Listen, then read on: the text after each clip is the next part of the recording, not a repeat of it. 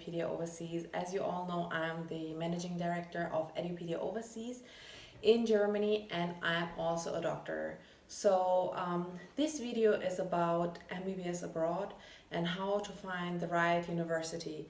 And before you switch off this video, because there are a dozen videos about this, how to choose the best university, and everyone in the internet is of course trying to claim my university is the best, no, my university is the best, and there's a big competition going on. And at the end, the students in India or in any other country, they're sitting in front of the laptop and thinking, oh my God, which university should I choose? Because yes, there are so many. So today we are only going to focus on the medical universities in Ukraine. There are many medical universities. I myself have studied also in Ukraine, being a German citizen. And I studied at Kharkiv National Medical University. So I'm not going to tell you choose Kharkiv National Medical University because this university is the best, but I can tell you my experience. After I graduated from Kharkiv National Medical University, I came to Germany. I started working. I'm doing my super specialization in internal medicine, in family medicine, and I also work as an aesthetic doctor. What I can tell you from my experience is that our profession is actually really tough. So after you graduate from med school, this is only one part of your career. It doesn't mean that after you graduate that everything is going to fall into place. This is actually when the main struggle starts, because you need to decide in which country you're going to work. And actually, no one told me this before, because in my family there are no doctors.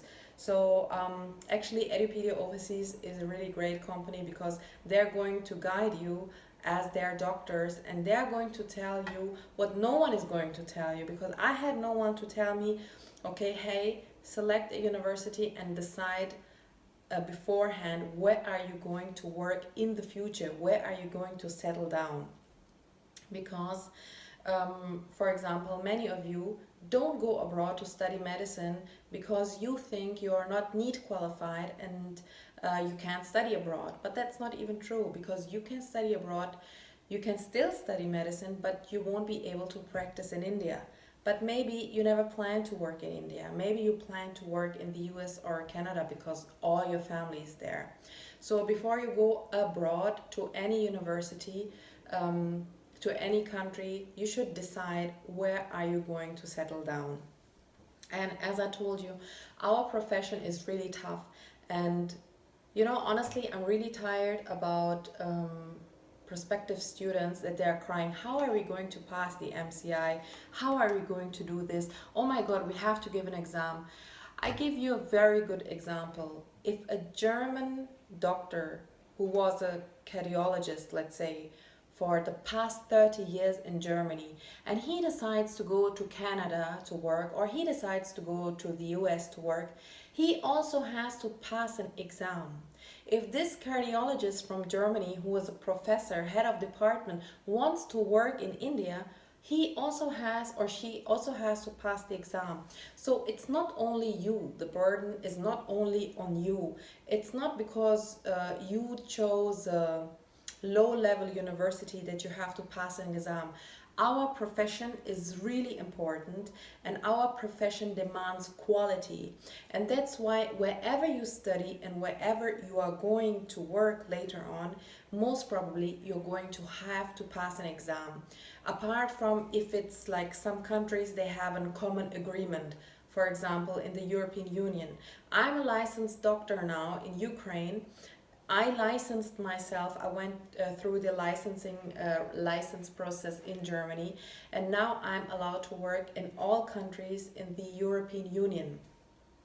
So what I would like to tell you is, yes, there are many medical universities in Ukraine, and I can tell you from my experience that Kharkiv National Medical University allowed me to become a doctor in my home country, Germany, and I could practice in many other countries as well.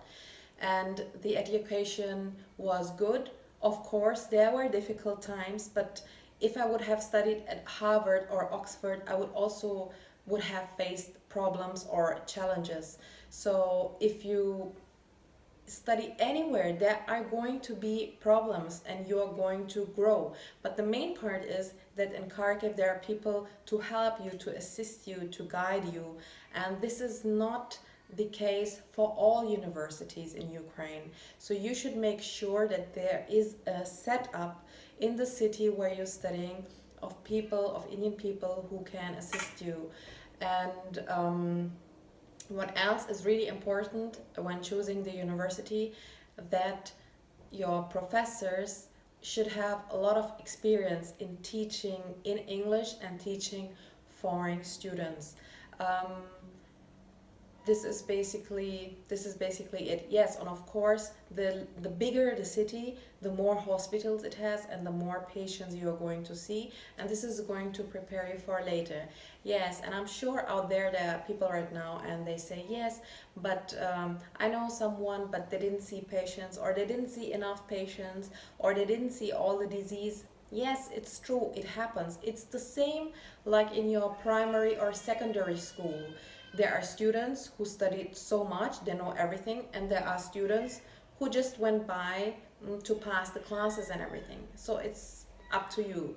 So in the next video we are going to continue our talk, continue our discussion. Leave your comments, whatever questions you have, I'm going to answer them. And don't worry if you can't study in India. It's not an issue at all. There are many countries and you're actually going to grow up. Okay, thank you very much. Bye.